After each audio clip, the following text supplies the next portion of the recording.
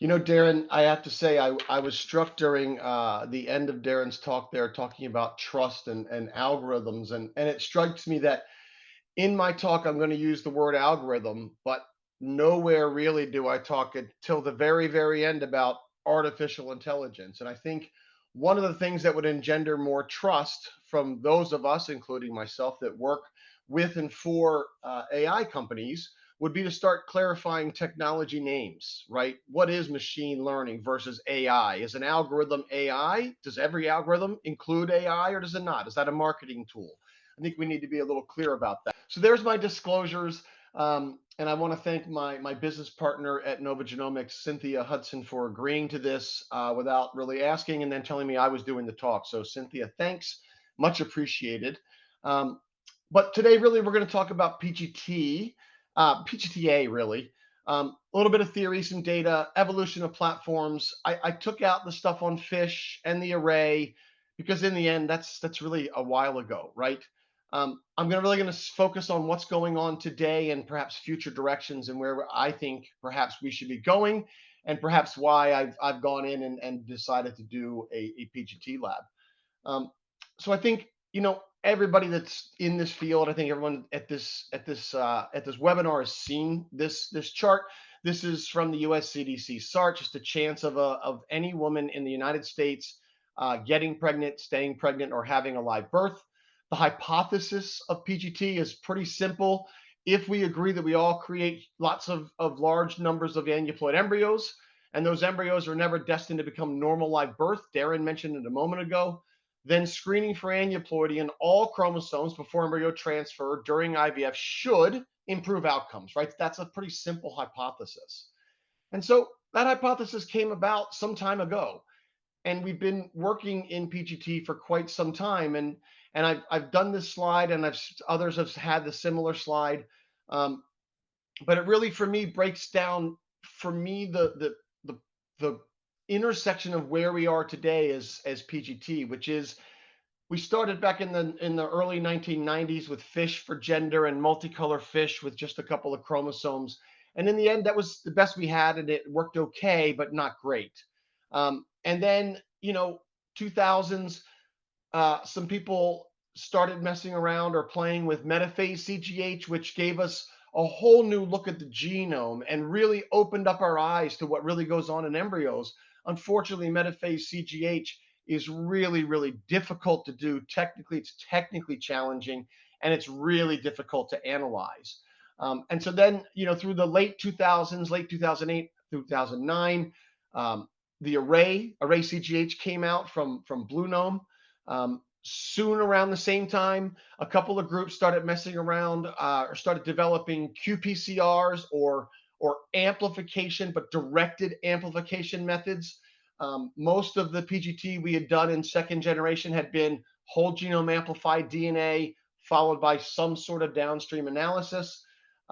Anybody that did qPCR or any of the directed amplification methods still have to amplify DNA. 4 to 6 cells from an embryo is still not enough DNA to do any molecular biology with.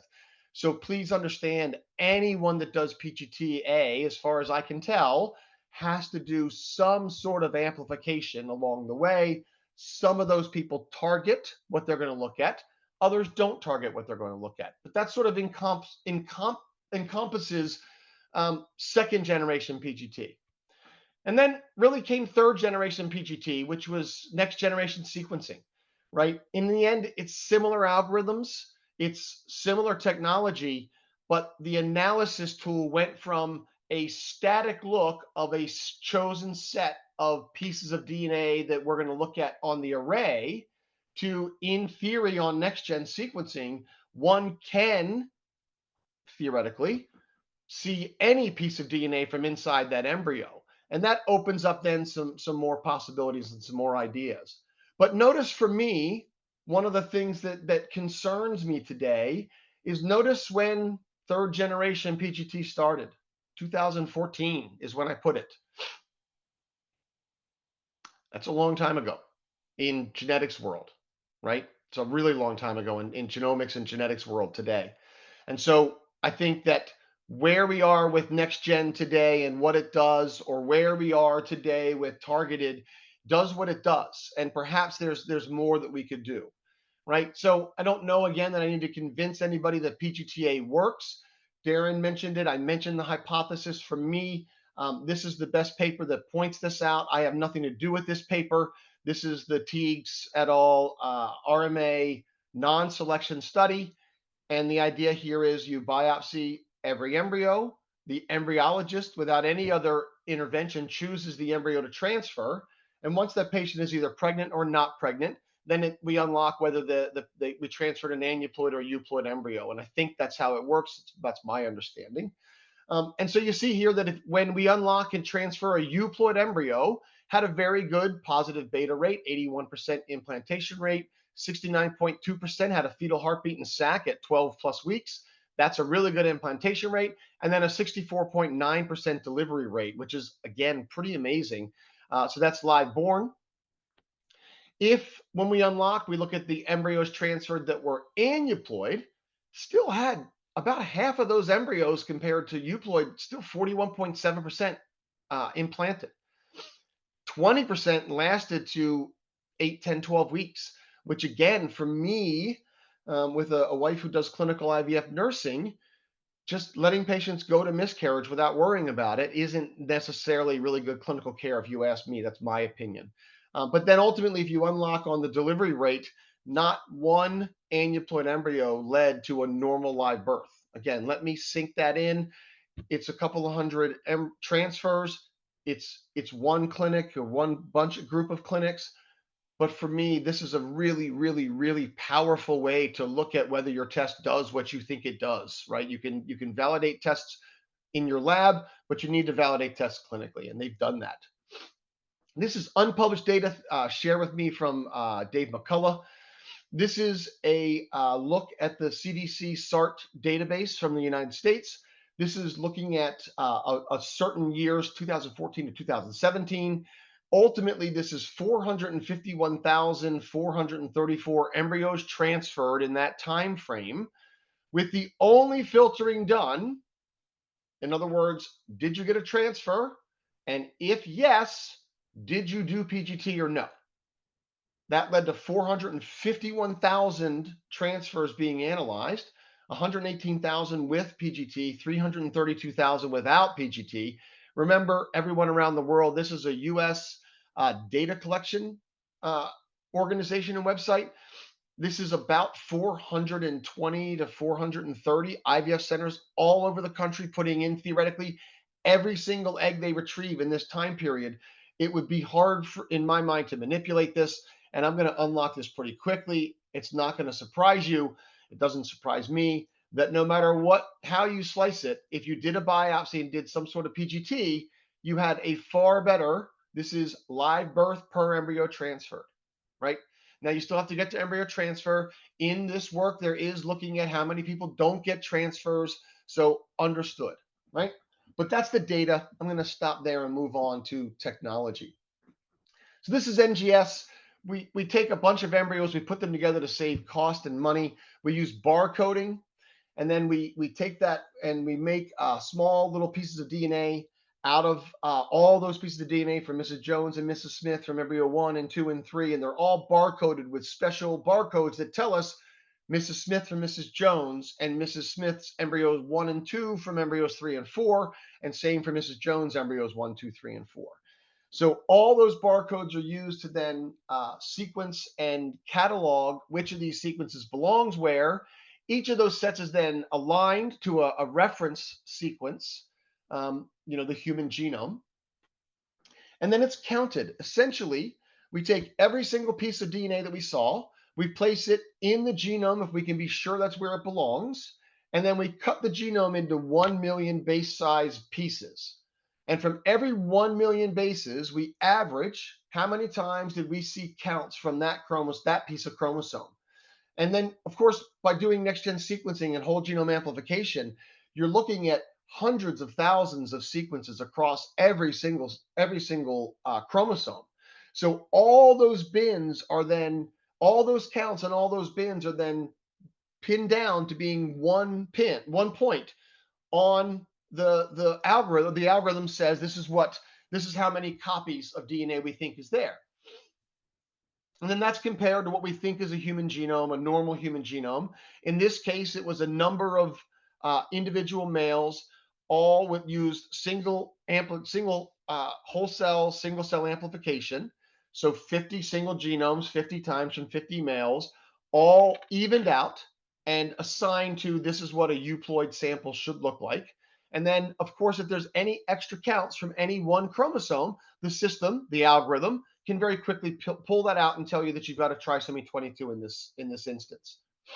So that's in a nutshell how NGS works, and that's how NGS has been working since 2014 on the algorithm that's really been written and begun really 4 or 5 years before that. Now, if we change gears and think about single nucleotide polymorphism or SNPs, right? SNPs are in the end just areas in the genome where we have one base or another. We don't really know why they're all there, but for some reason they're all there. And it turns out that if you can do a little bit of SNP calling up and down every chromosome, you can begin very quickly. If you notice this one just with 6 SNPs on each chromosome, I can not only tell dad's left chromosome from dad's right chromosome, red and blue, but I can also tell mom's yellow and green chromosomes apart, and I can tell all 4 of those chromosomes apart simply with 6 SNPs. So imagine the power when you start putting hundreds of SNPs or thousands of SNPs or hundreds of thousands of SNPs to work when analyzing embryos and DNA. So when looking at SNPs, you can do a couple of different kinds of analysis. You can look at the frequency of the calls. In other words, in any one person, there should be some calls, some number of SNPs should be BB, some should be AA, and some should be AB. If you start getting extra genomes in there, AAA, you can't really tell from BBB, but we can sure tell ABB from AAB. Now we can tell that we maybe have a trisomy on a chromosome. But with the power of SNPs, we can also notice we've now lost heterozygosity, which it turns out is something that happens in humans. We have loss of heterozygosity. You can get the same chromosome from the same parent rather than different chromosomes from different parents. All those things are problems in embryos that we may not be looking at today, that utilizing SNP calling allows us to look at. The other thing that SNPs bring, again, I mentioned that if you look at any one chromosome, you'd be able to see the ABB calls versus the AAB calls and begin to see that for any one chromosome to delineate a trisomy for any one chromosome. But if you saw that call across all the chromosomes, now you begin to start looking at embryos that are triploid, which is a massive benefit because C&V analysis by 2 independent operating systems estimating ploidy both using quantitative and qualitative data allows you to look at triploidy, which is the most common cause of miscarriage in reproduction, not just in human IVF. And it's something that most conventional PGT platforms have a very hard time delineating triploidy from euploidy. Not all the time, but in many cases. So it's a real advantage and a real power of utilizing SNPs. Also, by using SNPs, you can begin to use haplotyping, haploblocking. People are probably familiar with the term karyomapping. You can use software that begins to look at key SNPs, non-key SNPs from both mom and dad, and begin to tell you exactly for this amount of this place in the genome, how many SNPs do I have telling me that this chromosome is there versus how many SNPs do I have telling me that that chromosome is there. So when having a reference DNA set along with all of your embryos, it begins to give you the power again to look at loss of heterozygosity, begin to look at inherited things that come from mom and dad that we may want to be on the lookout for or not on the lookout for. It allows you to do global and universal PGTM on many embryos if you have enough SNPs across the genome to begin to think about doing that sort of level of analysis. Now, I want to change gears here and talk a little bit about next-gen sequencing. I just talked about the power of SNPs. SNPs are really powerful, but next-gen can be really powerful as well. Guess what? When you read a next-gen sequencing sequence, there's a lot of SNPs in there. So if your software knows where those SNPs are and knows how to go look for those SNPs, then it's very easy to go use SNP analysis, along with other analysis when using next-gen sequencing. Now, thinking about next-gen sequencing, I just want to point out here that not every next-gen sequencing platform does sequencing the same exact way. It's perhaps something you want to think about when you ask your provider what sort of platform they provide, what sort of technology do they use. This is some work that just looks at the mapping rates between 75 base pair reads and 36 base pair reads, right? So mapping rate means if I have 100 pieces of DNA, I'd like to know where all 100 of those pieces of DNA go, right? But I'm not going to be able to know that because there's lots of repetitive DNA, systems make mistakes. So there's going to be some DNA that I can't place in the right place. So if I have 36 base pairs, I might only get 85% of my reads in the right place, meaning I'm missing 15% of the reads I could have been looking at, I missed. But if I did 75 base pair reads, or if I did 100 base pair reads, or 150 base pair reads, I'm now beginning to look at much bigger and longer pieces of the genome. So just saying I do next gen sequencing is not enough. You need to understand what amplification, middle, what sort of thing are you looking at, and how are you looking at it? What sort of level are you looking at? Right? Higher mapping rates means higher resolution, higher throughput for run. Most embryos today are frozen after biopsy. There's no need to sacrifice read length for sequencing time. Early days, we sequenced shorter because we had to. The future of looking at embryos, and if you ask me, is looking at breadth and depth in the genome. Traditionally, we've looked at them individually, breadth for PGTA, depth for PGTM. Ideally, we'd like to start looking at the future, looking at more than that. This is some work from a group I used to work with, we used to work for and do some consulting for. It's BioScribe. This is a white paper you can go on and look at. I'm not going to belabor this one, but in the end, this is whole genome amplified DNA from 42 embryo biopsies, regular real embryos from our field. The green box is the ideal QC spot for deep sequencing of these reads. So after deep sequencing, about 600 million reads, downsampling to even everything out to about 450 million reads, you can begin to see the percentage of the gene, the entire gene that was covered, the percentage of the gene that was covered at 4x depth. In other words, we saw that same sequence at least 4 times, and then the average mean depth. Understanding that geneticists start thinking about calling a mutation without knowing the mutation's there from mom and dad at about 20x to 30x depth. Those are the numbers that you're going to see. So you can see that this group was able to return those kind of numbers from just one whole genome with a new technology that's out there. This is a paper hasn't been published yet. I'm going to just put it up there just to point out that there are a lot of CNVs in embryos that are important, and we might want to start thinking of looking at these. This group did an amazing job of going and looking at small gains and losses, and then going back and looking at mom and dad, and was it in mom and dad, and was it benign, likely benign, a variant of unknown significance, or was it pathogenic? And then this is some other work that's, again, not published yet. This is just some work that really blew my mind, some work I did, again, at BioScribe, looking at single sperm, looking at single nucleotide variation SNPs. These guys are looking at specific variants associated with autism spectrum disorder. But in the end, they're averaging about 380, give or take 120, per sperm detectable individual single nucleotide variants. So in other words, every single sperm is delivered with somewhere between 200 and 400 variants in it. About 90% of those variants are non-clonal, meaning they're new mutations capable of delivering a disease symptom. Now, the reality is that most of our genes, most of our DNA doesn't really do anything. So all those mutations are hitting things that aren't usually a problem, but that's still a lot of mutation. I'm going to get back to this slide as the end of my talk here to say that if you ask me, I believe that 2025 has to become the custom platform era. I think buying kits, relying on others to tell you what aneuploidy is, relying on others to tell a laboratory what is and isn't a good embryo, or what isn't it or isn't a mutation or a variant, or how to call variants. I think we're beyond that now. I think we've talked about AI a lot.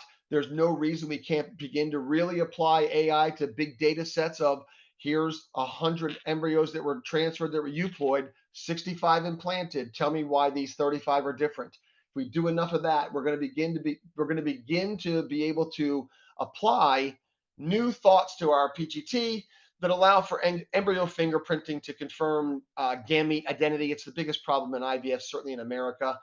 We need to be able to detect more complex aneuploidies that disrupt pregnancy, triploidies, other variants that we're not looking at today that are missed with current platforms.